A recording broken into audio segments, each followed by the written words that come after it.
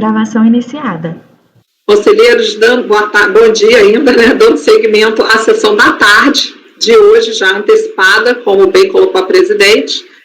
Vamos para o processo de número 49 da minha relatoria, recorrente é Divelpa, distribuidora de veículos de Lençóis Paulista Limitado, interessada em fazer na Nacional. Esse processo saiu com vista para o conselheiro Luiz Tozelli, convertido em coletiva. Eu já tinha votado, conheci parcialmente recurso especial e na parte conhecida eu neguei provimento. Fui acompanhada pela conselheira Edeli, que votou pelas conclusões, a conselheira Viviane e o conselheiro Fernando. Quanto ao mérito, ainda divergiram as conselheiras Lívia e Amélia, que votaram por dar provimento, tá? Então, o conselheiro Tozelli pediu a vista. Eu vou fazer um resumo do processo, conselheiro Tozelli, e passo a palavra ao senhor, ok? O processo já está na pasta. E a questão aqui, como já foi votado o conhecimento, mas eu vou fazer um resumo geral aqui, que a questão do processo é a seguinte: o processo cuida de autos de infração, de RPJ, CSL, PIS e COFINS, e há duas infrações: omissão de receita em razão da não contabilização dos rendimentos auferidos informados pela fonte pagadora e falta de insuficiência de recolhimento de PIS e COFINS apurados com base em diferenças entre a DACOM e os valores escriturados. Então, no TVF, já traz os valores consolidados, né, com multa de ofício 75 e juros de mora. A contribuinte apresentou impugnação para a DRJ, a primeira turma da DRJ Ribeirão Preto julgou improcedente a impugnação, o contribuinte apresentou recurso voluntário, a emenda eu transcrevi abaixo, o resultado, aqui está transcrito, com a cessão do acordo, o contribuinte apresentou recurso especial em relação a 3 matérias. Não apreciação de todos os argumentos oferecidos no recurso, falta de menção no auto de infração dos dispositivos legais, 6 matérias. Ausência de entrega integral por parte do fisco do auto de infração, nulidade, cerceamento de direito de defesa, dedutibilidade do PIS e COFINS lançados de ofício, não incidência da taxa Selic sobre multa de ofício. O recurso especial foi objeto do despacho de admissibilidade, que analisou todas as questões e entendeu demonstrada divergência em relação a 2 matérias, que é a dedutibilidade PIS e COFINS lançados de ofício e a não incidência da taxa Selic sobre a multa de ofício. A Fazenda teve ciência do despacho de admissibilidade e apresentou contrarrazões. No conhecimento, com o artigo 67, parágrafo 3º, com relação à matéria juros, não incidência da taxa Selic sobre a multa de ofício, eu não conheci, por força do disposto da súmula 108, que pacificou o entendimento. E, então, apliquei o parágrafo 3º do 67. No que tange a primeira matéria, tratado do recurso especial, a recorrente aponta como paradigma o 103.22.044 e o 107.07.252. Transcrevo as emendas dos 2 paradigmas, e nos 2 paradigmas foi decidido que ao lançamento de ofício aplicam-se as mesmas regras de lançamento espontâneo, possibilitando-se a dedução das contribuições do PIS e COFINS, enquanto no recorrido a decisão foi no sentido da indedutibilidade. Então, nesse caso, houve dissenso jurisprudencial, então eu conheci parcialmente do recurso. Quanto ao mérito, a análise ficou, então, sobre a dedutibilidade do IRPJ da CSL, do PIS e da COFINS, autuados pela autoridade. A luz recorrente que tanto as despesas como os custos não contabilizados, verificados durante o trabalho de fiscalização, devem ser dedutíveis. Em verdade, o recurso especial não traz qualquer argumento em favor da tese defendida, mas apenas reproduz o teor das 2 decisões divergentes, cujas emendas na parte que nos interessam é as seguintes. Então, aqui, se aplicar ao lançamento de ofício as mesmas regras do lançamento espontâneo, devem ser deduzidos os valores de PIS e COFINS. Então, mesma situação. Já a Fazenda, em sede de contrarrazões, defende a manutenção da decisão com base nos seguintes argumentos. Como bem observou o acordo recorrido, o tratamento tributário a ser dado a esta dedutibilidade deve levar em consideração apenas os valores constantes de escrituração contábil e devidamente declarados pelo contribuinte, não se adequando a situações de apuração de infrações, onde receitas não foram escrituradas e, por consequência, ocorreu uma redução indevida do resultado do exercício. Com efeito, as despesas tributárias são dedutíveis no período base a que competirem, procedimento inaplicável a situações nas quais a fiscalização apura valores subtraídos, a tributação não se adaptando ao lançamento de ofício passível de ser impugnado, que pode ser alterado até mesmo cancelado. Com efeito, o racional desenvolvido pela decisão recorrida adota como fundamento a premissa que só podem afetar as bases de cálculo lançadas de ofício o valor dos tributos e contribuições devidamente contabilizados pelo contribuinte.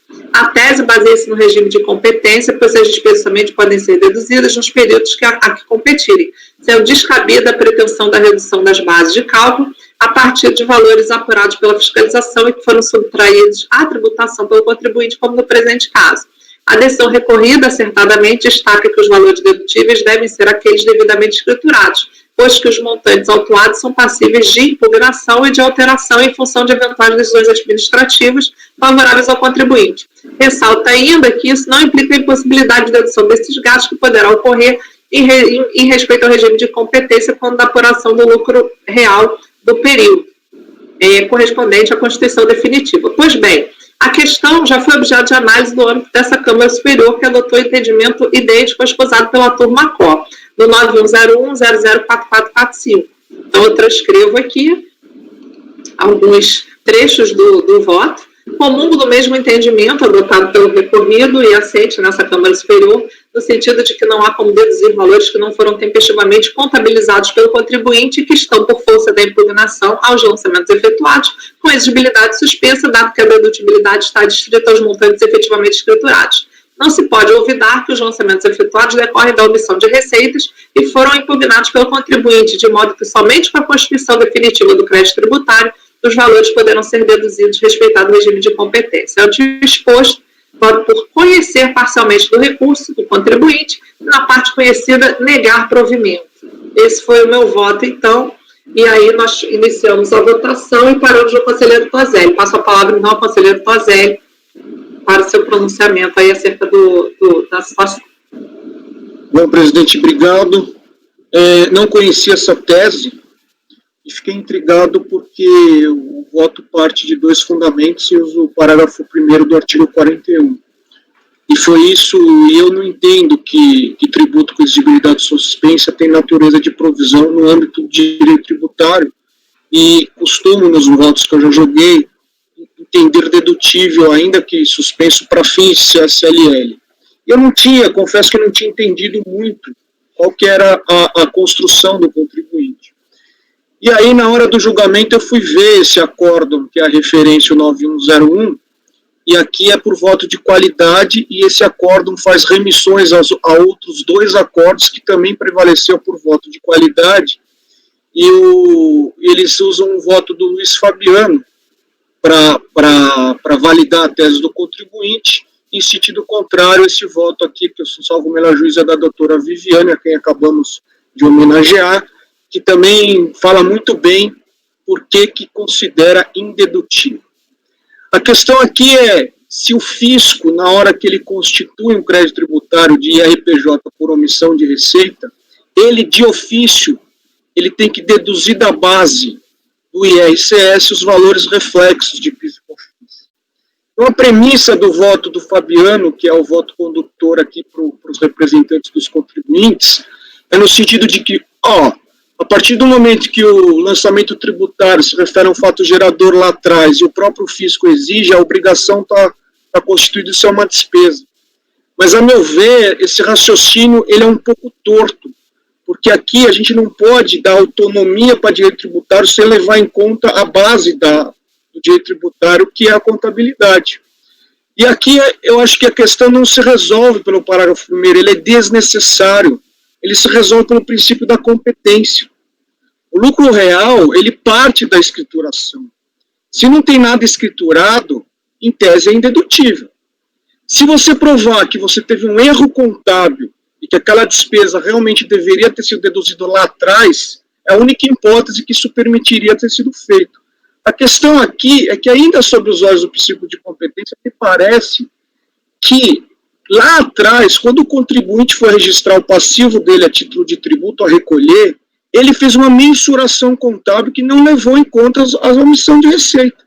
Então, ele incorreu numa despesa e aquilo foi deduzido. Aí o fisco agora ele faz um lançamento de ofício. Qual que é a natureza desse lançamento de ofício? É uma despesa contábil? Não é.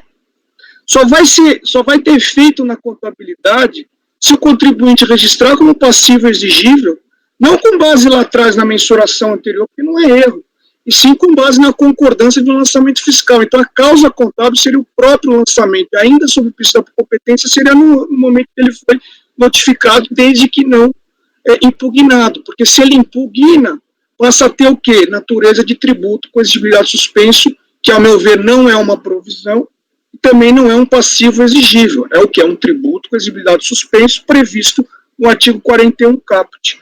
Então, eu achei muito interessante a tese, no momento que eu vejo, fala de realidade, de penalidade, mas eu acho que ela não se socorre aos olhos da própria contabilidade. O fisco não incorre em despesa para o contribuinte. A única pessoa que incorre despesa no contribuinte é a contabilidade, o lucro líquido, a partir daí que você faz os ajustes.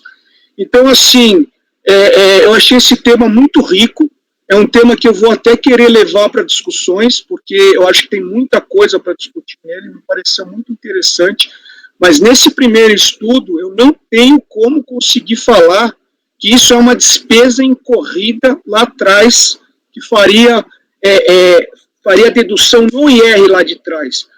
E aí, se você deduz, o contribuinte pode ter duplo benefício. E aí, não é que ele vai estar prejudicado, ele pode ter um duplo benefício. O fisco deixa de exigir o IRCS, e aí depois, se ele paga o auto de infração, ele deduz de novo. E se perde, nada acontece. Então, assim, eu acho que o voto da Viviane, quando ela faz uma coisa que para mim foi determinante, é o pressuposto da dedução, é a escrituração. E aqui, ainda que o fato gerador se reporte lá para trás, do ponto de vista da realidade contábil, isso não é despesa.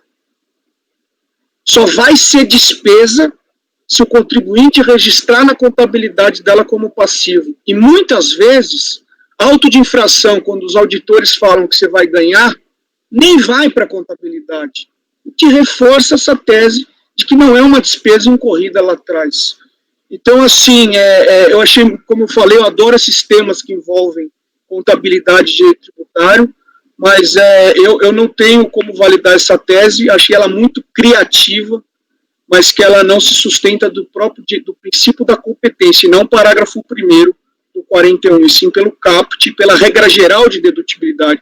Se você for ver o Maris de Oliveira, ele sempre fala que o pressuposto da dedutibilidade é a escrituração. Então, assim, por mais apaixonante que seja, temos que refazer a realidade, o fisco ele mesmo está confirmando a despesa, ele não está confirmando a despesa quando ele lança PIS/COFINS. Ele está falando, contribuinte, eu acho que você tem uma obrigação que você não recolheu lá. Se você concordar comigo, ela passa a ser despesa no momento da competência que eu registro a obrigação. Não é erro contábil, não é erro de mensuração, é uma tentativa do fisco de fazer um ajuste na sua apuração. E como você não escriturou isso lá, você não tem o direito de deduzir extemporaneamente. Então, presidente, como eu falei, é um tema que eu ainda vou discutir aí com maiores especialistas no assunto, mas eu sigo o seu voto pelas conclusões, porque ainda existe essa menção ao parágrafo 1º, do qual eu acho que é irrelevante para essa análise. Então, presidente, eu acompanho pelas conclusões, esse é o meu voto. Ok, conselheiro Tozelli. Vamos só fazer uma rodada para confirmar? Conselheira Ideli, a senhora confirma o voto pelas conclusões? Sim, André, eu até fiz uma declaração de voto, não coloquei na pasta, mas vou pedir para incluí-la no acórdão, vou colocar na pasta, porque eu já me posiciono nesse tema há um bom tempo, né? E a principal dificuldade que eu tive, né, em afirmar essa indedutibilidade era caracterizar esses tributos como de exigibilidade suspensa no momento do lançamento, né? Então, para isso eu me valho da doutrina civil, né, que atribui os efeitos do doutrina processual civil, né, Nelson Nery, que atribui os efeitos do recurso à obrigação, o recurso possível em face da obrigação formalizada. Então, se há possibilidade de um recurso que suspende a exigibilidade, a recorribilidade já atribui suspensão da exigibilidade à obrigação desde o seu nascimento. Então, a declaração de voto é para fazer esses acréscimos e as referências aos precedentes dessa turma que também afirmam a indedutibilidade. Ok. Eu quero as conclusões com a declaração de voto. Vou colocar na pasta. Conselheiro Toselli, pode falar. Eu esqueci, só para registrar também, que eu vou fazer uma ADV, tá, presidente? Ok.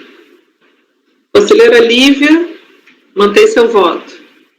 Mantenho meu voto, reitero, estudei a matéria com votos da doutora Edeli versus o doutor Takata, um caso clássico que eu não lembro o número agora, principalmente porque o tributo, eu considero que ele nasce suspenso, sim, porque ele não pode ser exigido no mesmo dia do lançamento. No dia do lançamento ele está suspenso, ele pode ser exigido na data de vencimento do auto de infração, e se for impugnado, ele não vai ser exigido aí durante o processo administrativo. Então, eu estou na linha do doutor Takata de que o tributo sempre nasce suspenso, pelo menos a exigibilidade. Então, mantenho meu voto, presidente. Ok, doutora Viviane me acompanhou. Doutora Amélia, a senhora mantém seu voto? Eu mantenho também. Ok, doutor Fernando me acompanhou. Certo? Eu voto, presidente. Perfeito. Doutor Toselli acompanhou pelas conclusões. Perfeito. Doutor Caio, como o senhor vota? Presidente, em primeiro lugar, eu acho necessário aqui fazer um elogio ao conselheiro Toselli, que eu achei muito interessante a reflexão dele. Se mostrou um verdadeiro filiado à IBDT, à escola do IBDT,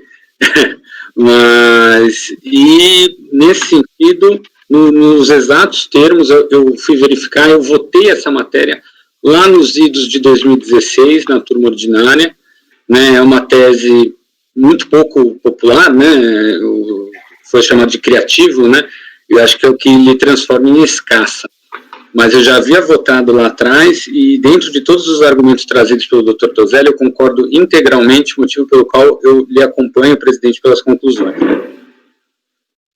Ok, então ficamos com conhecimento parcial por unanimidade e no mérito negar provimento por maioria, vencidas as conselheiras Lívia e Amélia, e pelas conclusões, conselheira Edeli, conselheiro Toselli e conselheiro Caio, DV Edeli, DV Toselli, correto? Certo. Então, terminamos a sessão da parte da tarde do dia 14 de janeiro, já com os processos todos, pauta vencida. Queria agradecer mais uma vez aos conselheiros e espero que tenham um excelente final de mês aí, porque dia 1º a gente já se encontra de novo, se Deus quiser. Muita saúde, muita paz aí nesse tempo e que a gente se cuide aí para dar tudo certo. E a gente se vê no dia 1º, tá bom? Tainá, muito obrigada pela sua participação aqui conosco e pode encerrar a gravação.